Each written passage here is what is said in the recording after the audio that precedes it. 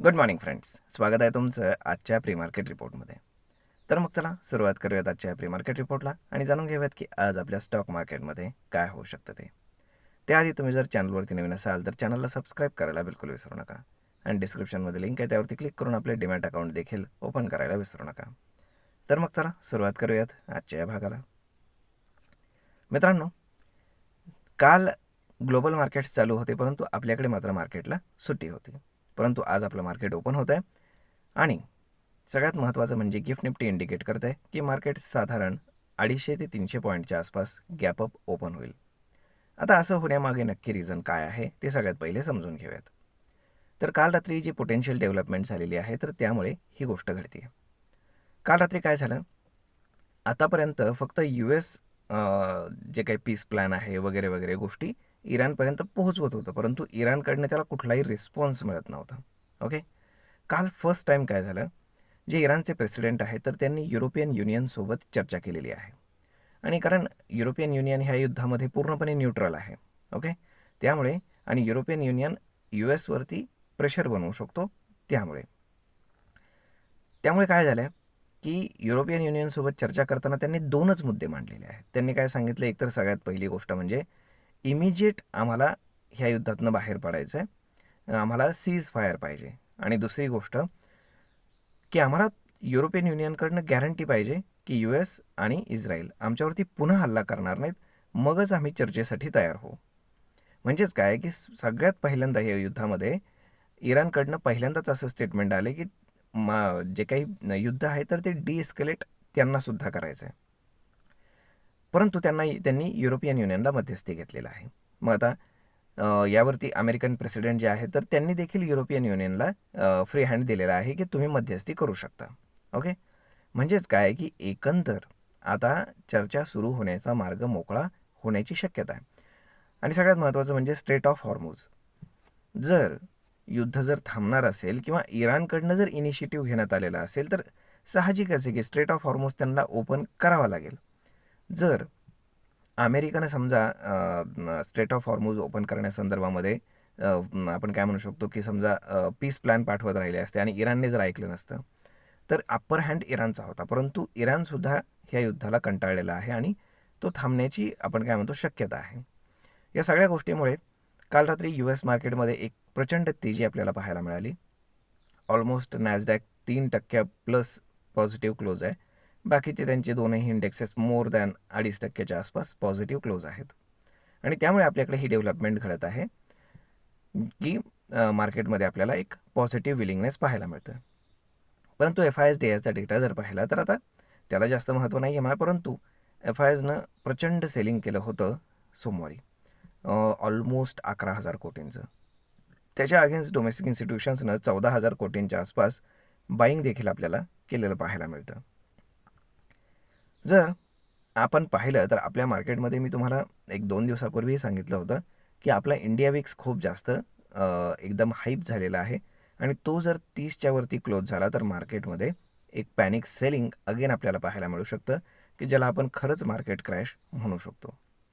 कारण याआधी पास्टमध्ये 2च वेळा 30च्या वरती इंडिया विक्स क्लोज झाला होता आणि जेव्हा तो 30च्या वरती क्लोज झालेला होता तेव्हा दोन्ही वेळेस तो 80 टच करून आलेला होता, की जी फार मोठी गोष्ट आहे. कारण त्या अशा केसमध्ये काय होतं की मार्केटमध्ये प्रचंड पॅनिक सेलिंग आपल्याला पाहायला मिळतं. म्हणजेच काय की ही आयदर इंडिया विक्सचा ब्रेकआउट झाला असता तर मार्केट क्रॅश झालं असतं, परंतु आता तशी पॉसिबिलिटी दिसत नाही आहे. आता आज जर आपण पाहिलं तर इंडिया विक्समध्ये मोर दॅन 10 ते 15%च्या आसपास आपण काय म्हणू शकतो की एक फॉल पाहायला मिळण्याची पॉसिबिलिटी आहे. त्यामुळे जे ऑप्शनचे प्राइसेस आहेत तर ते प्रचंड प्रमाणामध्ये, जरी मार्केट वर गेलं तरीसुद्धा कॉल प्राइसेस असतील, पुट प्राइसेस असतील तर ते प्रचंड मोठ्या प्रमाणामध्ये क्रॅश होण्याची पॉसिबिलिटी आहे. आणि स्पेशली ज्याची एक्सपायरी जवळ आलेली आहे ते सेन्सेक्स, कारण परवा अगेन आपल्याकडे गुड फ्रायडेची सुट्टी आहे. त्यामुळे आपल्याला गुरुवारी जी एक्सपायरी आहे तर ती पाहायला मिळणार आहे. त्यामुळे ट्रंकेटेड हप्ता आहे, 2-2 सुट्ट्या एकाच आठवड्यामध्ये आहेत, त्यातली एक सुट्टी झालेली आहे, एक बाकी आहे. जर आपण पाहिलं तर ग्लोबल सिनेरिओ पॉझिटिव्ह आहे आणि या सगळ्या दरम्यान क्रूड ऑइल जे आहे तर ते ऑलमोस्ट 4%च्या आसपास पडलेलं आहे, की जी अगेन आपल्या इंडियन मार्केटसाठी चांगली गोष्ट आहे. आता आज एप्रिल सुरू होतोय आणि त्यामुळे जे काही नवीन बिझनेस अपडेट्स आहेत तर ते येतील. ऑटो सेल्स डेटा असेल वगैरे वगैरे जे काही गोष्टी आहेत ते येतील. त्यामुळे आता त्या डेटाच्या बेसिसवरती ठरवलं जाईल की येणारा जो रिझल्ट आहे, क्वार्टरली रिझल्ट जो आता एप्रिलपासून सुरू होईल, तर त्याच्यामध्ये कशा प्रकारचं प्रदर्शन कंपन्या करतील. ओके. मग या सगळ्या गोष्टी जर आपण पाहिल्या तर मार्केटमध्ये आपल्याला एक पॉझिटिव्हिटी पाहायला मिळते. आणि जर आपण ओपन इंटरेस्टच्या हिशोबाने कॅल्क्युलेशन केलं तर डाऊन साईडला 22,000 आणि अप साईडला 23,000 ही एक रेंज तुम्ही घेऊन चाला. आणि ज्या कुठल्या बाजूला ब्रेकआउट होईल, ओके, तर त्या दिशेनं मार्केट जाण्याची खूप हायली पॉसिबिलिटी आहे. म्हणजे जर मार्केटनं 23,000 ब्रेक करून वरच्या बाजूला जर क्लोजिंग दिलं डेली बेसिसवरती, तर खूप हायली पॉसिबिलिटी आहे की मार्केट या बिअर झोनमधून निघून एक आपण काय म्हणू शकतो की रिलीफ रॅली मार्केटमध्ये येऊ शकते.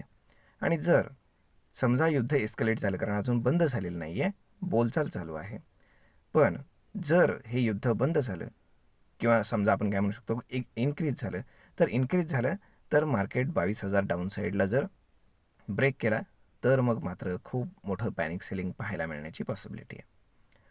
सध्या बऱ्याचशा गोष्टी मार्केटच्या फेवरमध्ये आहेत. फेवर इन द सेन्स जे काही स्टॉक्स पडलेले आहेत तर त्यांचं व्हॅल्युएशनसुद्धा एका रिझनेबल लेवलला आलेलं आहे.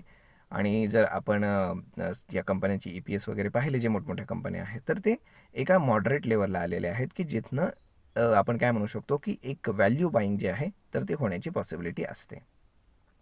तसं जर आपण पाहिलं तर शुक्रवारच्या म्हणजे परवाच्या सेशनमध्ये खूप साऱ्या ब्लॉक डील्स झालेल्या आहेत. म्हणजेच काय की जे मोठमोठे इन्स्टिट्यूशन्स होते तर त्यांना बऱ्यापैकी इनसाईड इन्फॉर्मेशन असते आपल्यापेक्षा. त्यामुळेच आपण पाहिले की काल रात्री एक मोठी डेव्हलपमेंट आपल्याला पाहायला मिळालेली आहे. तर आता या सगळ्या गोष्टी पाहता मार्केटमध्ये ही जी रिलीफ रॅली आहे तर सगळ्यात महत्त्वाची गोष्ट हीच आहे की ही टिकाऊ होणार का, की वर गेल्यानंतर पुन्हा एकदा सेलिंग येणार आहे. तर साहजिकच आहे की फर्स्ट टाईम जेव्हा मार्केटमध्ये गॅपअप होतो तेव्हा तो आपण काय म्हणू शकतो त्याला की सेलिंगसाठी यूज केला जातो मोस्टली. तर मग आजचा दिवस पाहणं खूप जास्त गरजेचं आहे की आता पुढे नक्की काय होणार. त्यामुळे ही लेवल तुम्ही मार्क करून ठेवा. जर 23,000 ब्रेक करून वरच्या बाजूला जर येत्या 1-2-3 दिवसामध्ये जर मार्केट क्लोज झालं तर खूप हायली पॉसिबिलिटी आहे की मार्केट अपसाईडला निघण्याचे चान्सेस आहेत. आणि सगळ्यात महत्त्वाची गोष्ट म्हणजे इंडिया विक्स एनी हाऊ 20च्या खाली आलेला पाहिजे. जर मार्केटमध्ये कोणतीही रॅली सस्टेन व्हायची असेल तर ॲटलिस्ट इंडिया विक्स जो आहे तर तो 20च्या खाली आला पाहिजे. तर मग पाहूयात काय होतं ते.